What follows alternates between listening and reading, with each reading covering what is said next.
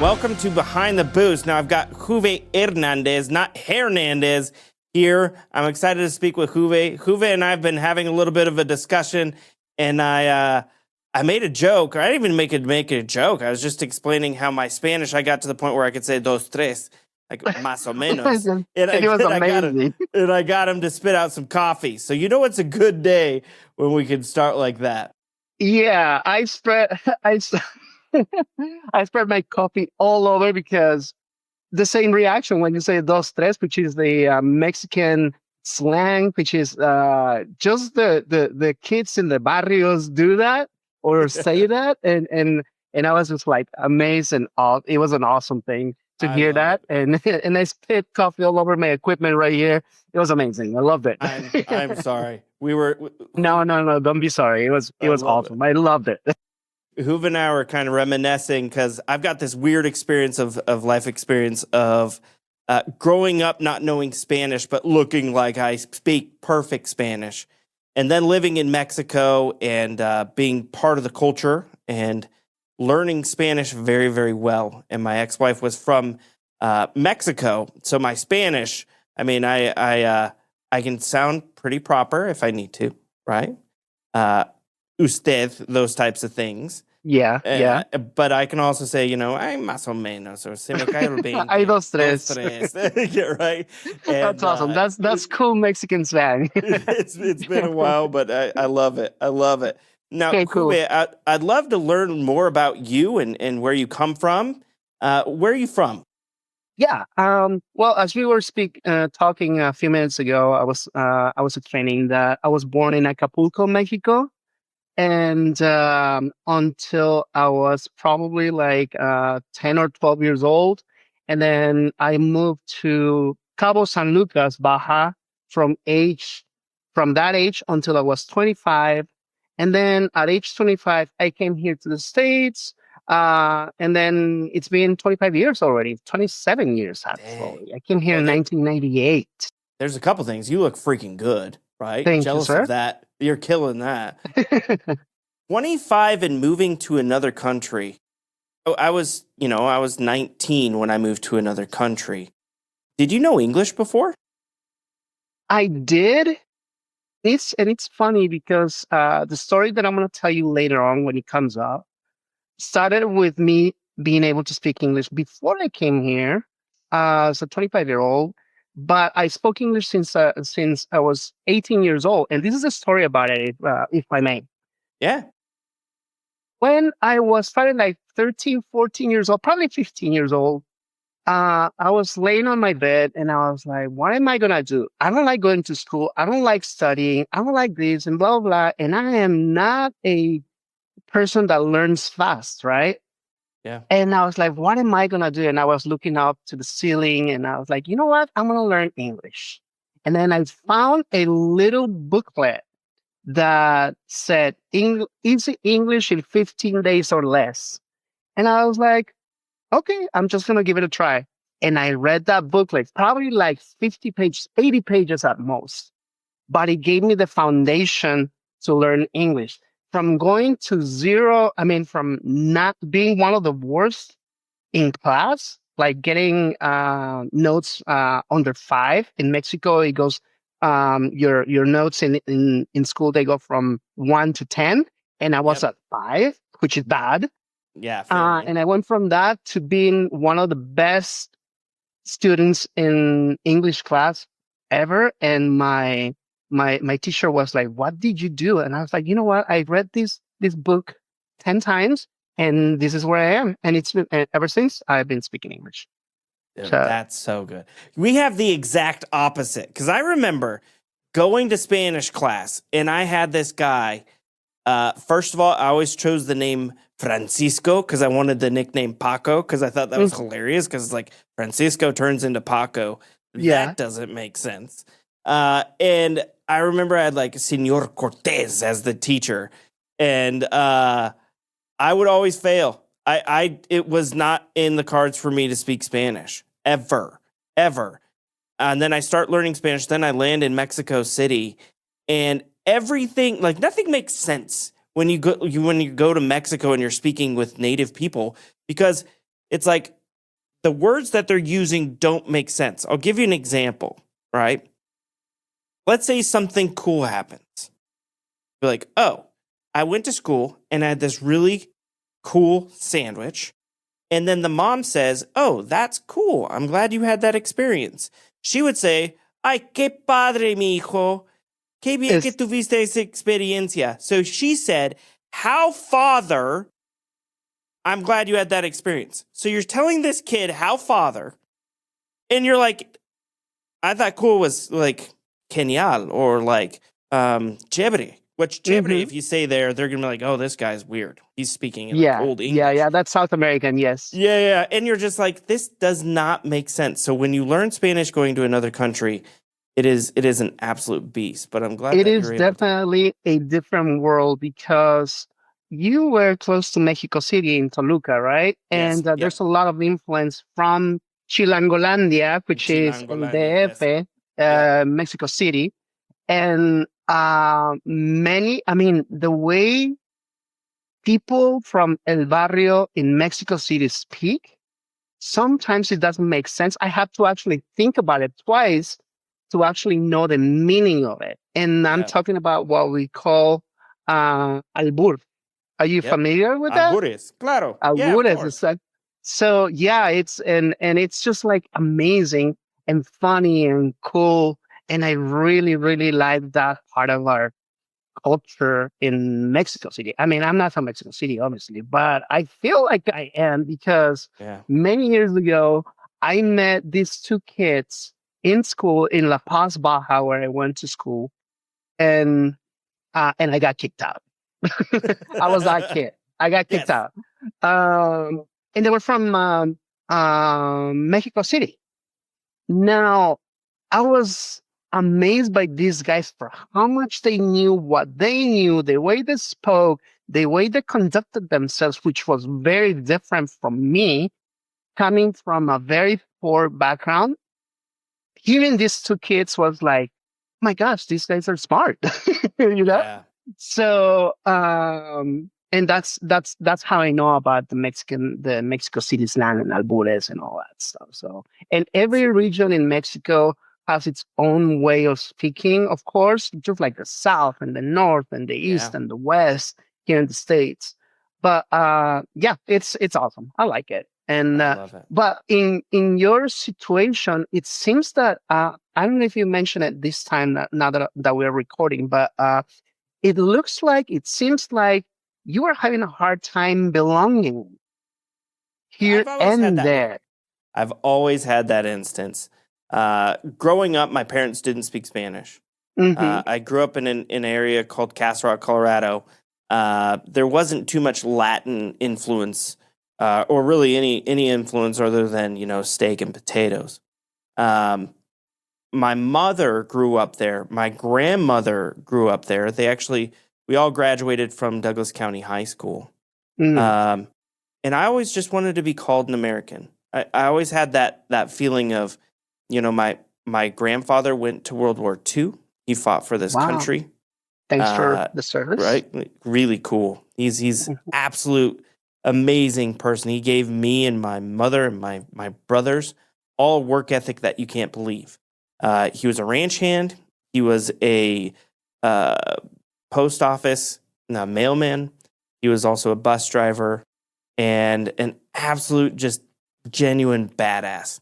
That's awesome. He hunted for his family. He fished for his family. He did everything possible. So I always had this identity of I'm from here. I'm from Colorado. You are. Yeah. But whenever I meet somebody, sometimes they'll be like, yeah, but where are you from? And it's like, oh, I'm from here, Colorado. And then it turns into, yeah, but where are your parents from? And then it goes into everything. And it's like, I've got ancestry from the 1500s in northern New Mexico. So when the U.S. fought part of Mexico, that we were there. And it's funny that you have to explain that sometimes, isn't it? It is. Yeah. I think it is. I've always had to teach. I mean, I've got a son who's 21. He's such a stud. But we've had to teach him, this is what we say and how we do it. And, we might have to walk a rope a little bit different than others. when we're pulled over by the police, because sometimes we speed or whatever it may Yeah. be, you just be extra polite, and you usually will never have an issue. Yeah. And that's just how it is. I think there's times where we just need to realize that sometimes you'll have to explain yourselves where you're from. Sometimes Mhm. you'll have to accept the fact that you might have to do things a little bit more proper in order to get the respect that you deserve. That's just how it is. Uh, I don't know if it will ever fully change, but I Mhm. think that the more that we grow as a society and get used to different cultures, those questions will start to stop. Yeah. But in Mexico, the exact same thing, right? Because I'd go down there and I would look. I mean, I've got the best mustache ever, right? You do. But then I start speaking Spanish, and like, all right, something's a little bit different. There's a little bit of a difference. Where are you from? Ah, you're not from here. You're not one of us, right? Yeah. That's But I it's still have to unfortunate. check that Hispanic or Latin box whenever I need. And you know what? That comes from not ignorance, but not being able to interact with different kinds of people from different backgrounds. If you stay in your where you were born Yeah, your whole life or most of your life, yeah, that's the way we tend to think. But when you travel and you see different cultures, different people, you know that there's a whole world out there and it's okay to be different, that's very in true. my opinion. And then you don't ask those questions because Yeah. you know it's okay to be different, Oh, for right? sure, for sure.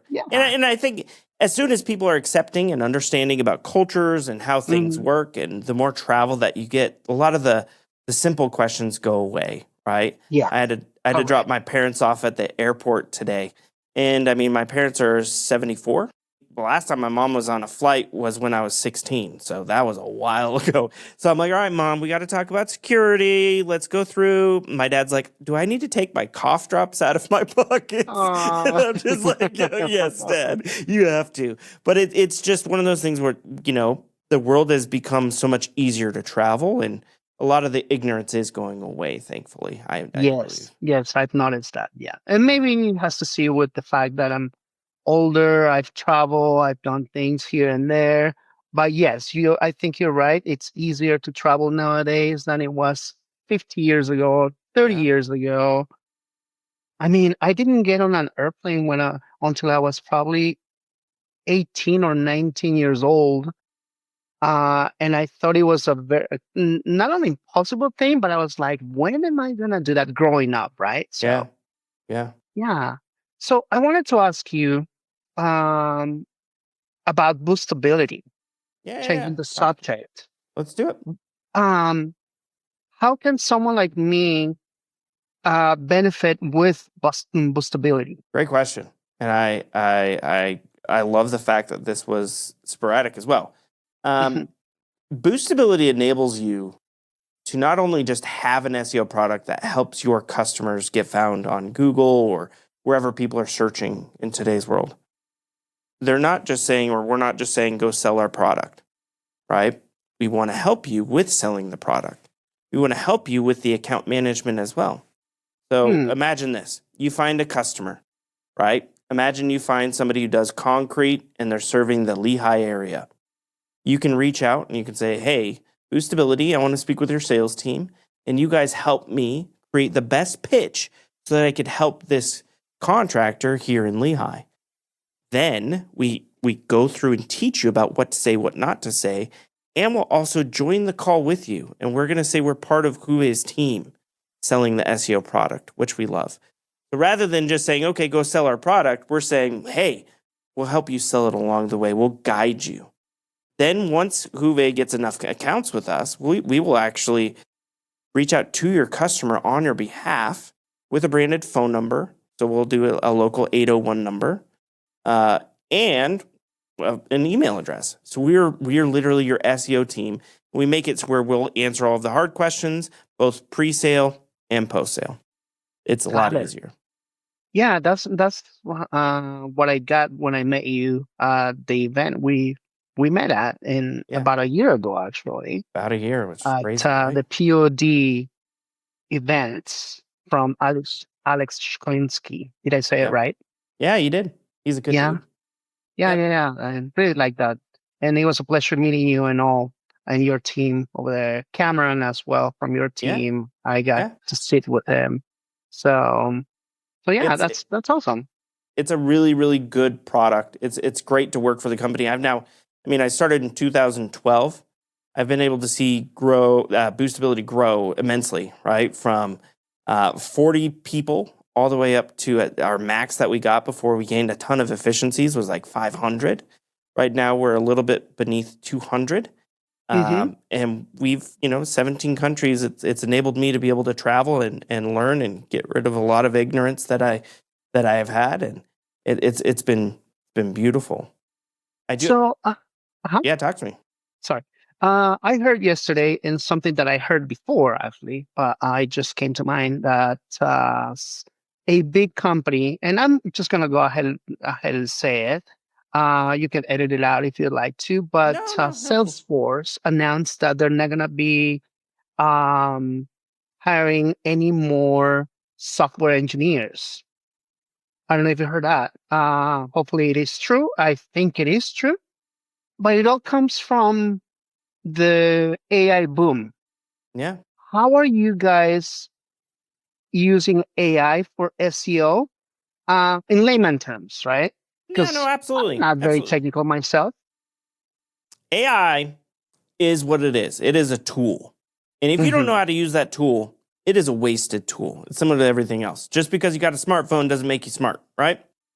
When it comes to AI, you need to make sure that you're using it in the correct spaces. This is how we use it: efficiency, productivity, and accuracy. Efficiency. We can make sure that we have real people who understand SEO utilizing the tools that they need to make sure that they're doing things as efficient or as quick as possible. So checking work, spelling, grammar, making sure that tone is exactly. Also, accuracy.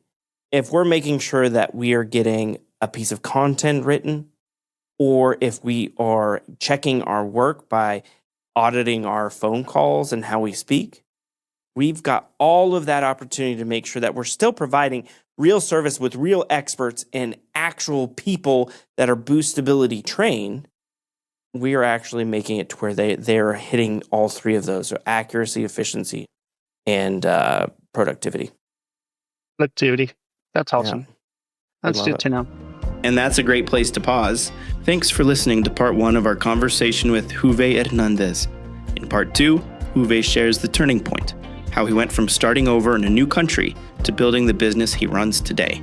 If you're enjoying the show, take a second to leave us a rating and review. It helps more entrepreneurs find these conversations and keeps us bringing you stories like this. We'll see you in part 2.